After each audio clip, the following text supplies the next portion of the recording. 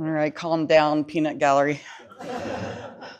Hi, everybody. I'm Amy Richter, and it's an honor for me to get up and speak before you today.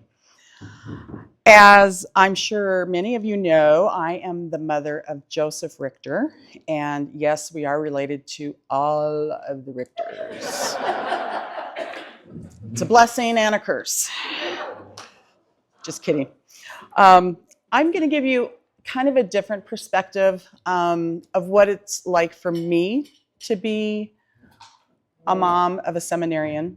I'm going to back it up to the day that Joseph was born. So we were living in Mitchell, South Dakota, home of the Corn Palace, and Joseph was born, and he had a serious medical condition, and it was not easily treated at the little small town hospital in Mitchell.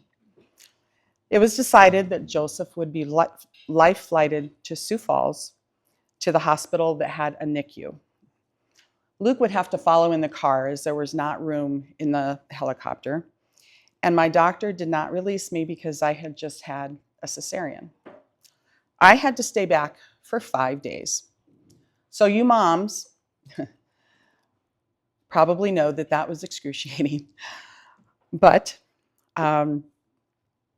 it was interesting because as they were putting Joseph into what looked like a little easy bake oven, an isolate, and he had his little eyes covered with little tiny foil goggles. Now, mind you, he was like almost 9 pounds, so he wasn't like this little tiny thing that you think of going to the NICU. He was a horse, let me tell you. But anyway, the flight nurse was getting him prepared, and she asked us if we would give our permission for Joseph to be baptized in flight if they deemed necessary. So in layman's terms, that means if they thought Joseph wasn't going to make it. It was at that moment that both my husband and I realized that Joseph was critically ill, and I realized I might not ever see my son alive. We gave our consent, and away the helicopter went, and Luke followed in the car, and I was left all by myself. So in the silence of the hospital room, I was desperate for answers and wondered how I could effectively pray to God to save my little boy. That was when I dedicated him, my only son, to God's service if he would let him live. Well, Joseph did survive, and I've been praying for strength as a mother to live up to my deal with God. Fast forward to 5th grade, we moved up here, and the kids were all going to St. Anne's School, and Joseph was serving Mass for Monsignor Tom Richter, who is his uncle. And he mentioned to his dad and I that night, "Hey, Mom, Dad, it might be kind of cool to be a priest." Well, that was the first inkling that he might become a priest. We had made it a normal part of our children's lives to invite priests and sisters and other religious to come and have meals with us. About twice a month, we would have them over. And I think that made such a difference in our children's lives and how they look at religious and priests. Found out they're normal people just like everybody else. I could tell you some stories about Monsignor Tom and Father David, but that's maybe another time. So, and having 2 brother-in-laws as priests was really educational for Joseph too. He loved spending time with them. He loved asking them questions. Actually, all my kids did. But like I said, he realized that they were normal. So our family became very close with Father Corey Nelson, who some of you might know. He was our associate pastor at St. Anne's when Joseph was going to be confirmed, and he was his confirmation sponsor. I really admired Father Corey the more I got to know him, this great young priest. He was very popular in high school. He had a wonderful baseball career going. I think there's still a state record he holds even to today. Had dated girls, normal high school stuff. So I would spend many a Sunday afternoon as he was in the favorite recliner at our house, asking him questions, just different things about what seminary was like and being a young priest and all that kind of stuff. And my prayers then turned to hope that Joseph would hear God's voice and what he wanted him to do. My other hope was that God would want Joseph to be his priest. Joseph's high school years were both trying and rewarding. He was a talented athlete and excelled in football and wrestling, dated girls, did stupid stuff. He was an assistant chaplain at St. Mary's High School and seemed to be really on fire for his faith after he came back from the Rome pilgrimage that they go on going into their senior year of high school. That's all he talked about. He said it was amazing. If any of you ever want to go on the diocesan website, they have the vocation stories of all of the young seminarians. And I invite you to look up his story. It's kind of interesting how he came to really discern. Anyway, he decided he was going to attend Bismarck State College to pursue an engineering degree, take after his father. My prayers remained the same, that he would hear God's voice. I noticed the summer before his sophomore year at BSC, he was visiting Monsignor Tom a lot, and Father David as well, and some other young priests. And this was quite frequently, and I was thinking it was maybe just for spiritual direction. But at Christmas time, we were visiting Victor and Mary and playing pinochle. When Joseph announced that he was applying to enter seminary. Needless to say, I was surprised, but also extremely happy. This is what I had prayed for. We found out in the spring that he would attend St. John Paul II Seminary in Washington, D.C. in the fall. There was a lot of anxiety on my part because that was a long ways away. My baby had never gone, that far away from mom. Also, there's tuition. There's how does he get around? There's when am I going to see him? All kinds of questions. But he did really well. And I think that Father Jordan Dosh, who is the vocation director, did a good job preparing him. Then one day in late summer before he left, I found myself praying before the statue of St. Anne and young Mary at St. Anne's Church. I was overcome with emotion, tears just streaming down my face. And I realized at that time that I had to turn my son's life over to the Blessed Mother, and that my job as his earthly mother was coming to an end, so to speak. It was the most intense grieving I had experienced since my father had died when I was 21. But I had to keep my promise to God. I made that deal 20 some years earlier. So through a lot of prayer, it was extremely difficult for me to let him go, but I did. And I found solace in knowing that Mother Mary was watching over him. And I believe that God has amazing plans for him. When we found out that Bishop Kagan was sending him to Rome for his final 4 years of formation, I remembered back a long time ago that I said I had no interest in going to Rome unless I had a son who was in the priesthood. Be careful what you wish for. God has a sense of humor. And by the way, my trip to visit Joseph about a year ago was simply amazing. He hasn't been home in 2 years, so you can imagine I am so excited that he is coming home this summer. So through Joseph's journey to becoming a priest, God willing, my prayer life has become deeper and much more intentional. I started going to weekly adoration about 5 years ago. I now do adoration 3 times a week. And I find that time spent with Jesus in the Blessed Sacrament is a way for me to stay connected to Joseph because he's doing the same thing. So I would ask you to continue to pray for not only Joseph, but all of the seminarians and all of the religious who are discerning. One thing that Joseph did mention to me is that he loves the memorare. And he said, whenever you feel sad, Mom, or whenever you just need a little pick-me-up, he says, pray the memorare. That's my favorite prayer. So I would encourage you to do that as well.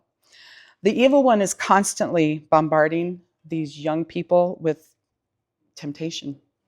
And they need the armor of St. Joseph, St. Michael the Archangel, and our Blessed Mother to protect them. Thank you very much.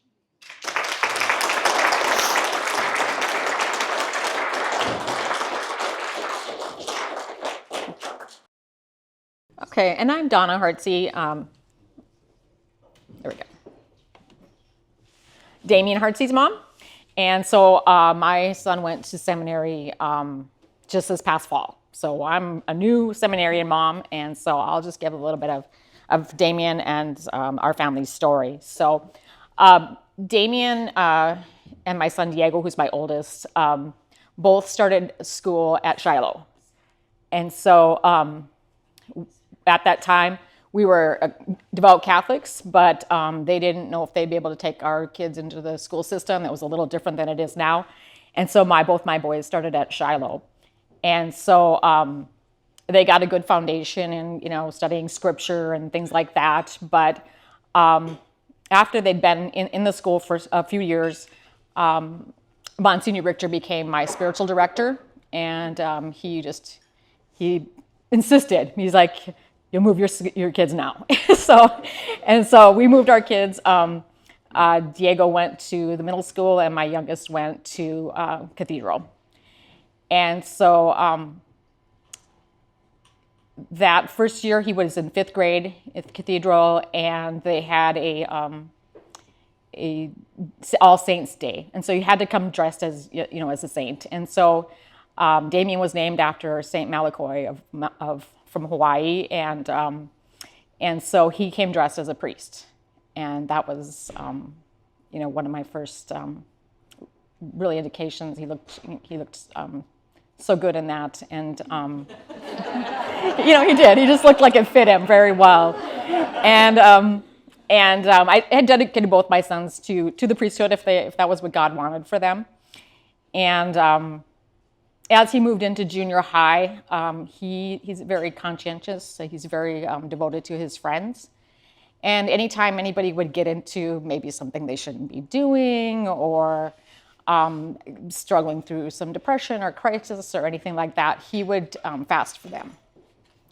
And so he began his fasting for them, either meals or desserts or whatever. And then he moved into high school, and they have that big statue of Jesus in front of the school. And many times when I'd come pick him up from school, he'd walk out, kneel before the statue, and say the prayer that's engraved there. And so I just kind of kept, pushing him in his faith, and he had a very big love for God, spent a lot of time in adoration, and got to know a lot of the priests there. I think that's so valuable, having those priests at the schools. They're like regular guys. He had a friend that was attending the high school that's not Catholic, and they would just go hang out in one of the priest classrooms and ask questions.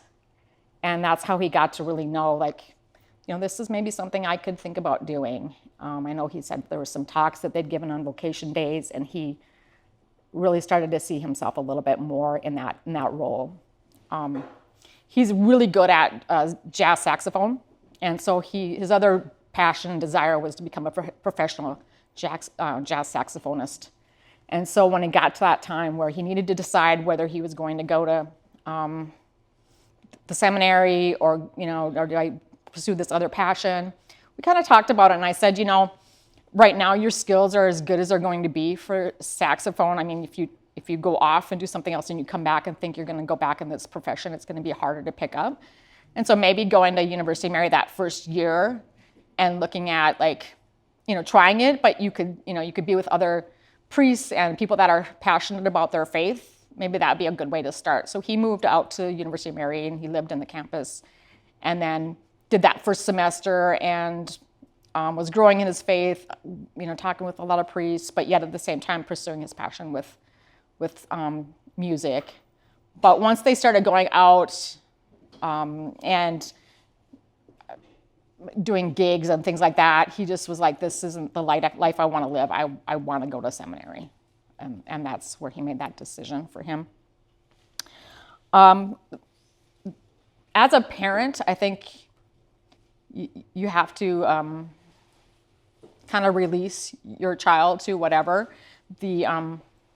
the Holy Spirit leads. And so I don't think, it's, as a parent, we're not involved in a lot of the decision making that goes on between the bishop and your son or the vocation director. He had to go through psychological evaluation, 4 hours worth of that, physicals, various meetings, and then they go through the decision process and decide whether they feel like your son would be a good candidate. And as a parent, you're more looking from the outside and just doing a lot of praying, hoping that, whatever God's will is, that would be made. And so he was chosen to go in the fall, and super excited, so excited to go. And as a parent, you're very happy for them. You're glad that God is guiding them. There isn't a lot of other additional information that you're given. So as far as like finances go, don't really know how much you're going to owe, or don't really know, and everybody says the same thing. Like, well, have you talked to the other seminarians? Yeah, they all say the same thing. Just trust in the Lord. And so work all you can through the summer so you have some money. And he's like, they help out with some of it, and in the end, it should be about the same as University of Mary. And but otherwise, then I don't know. I'm just going, and it all has worked out. The generosity of the people has been amazing. He's gotten some scholarships and things, and so really to say like the Lord is guiding it is so true. It is really very true, and he has been so excited to be there. Every time he calls, every Sunday, they have to give up their phones, so they do not get their cell phones that first year.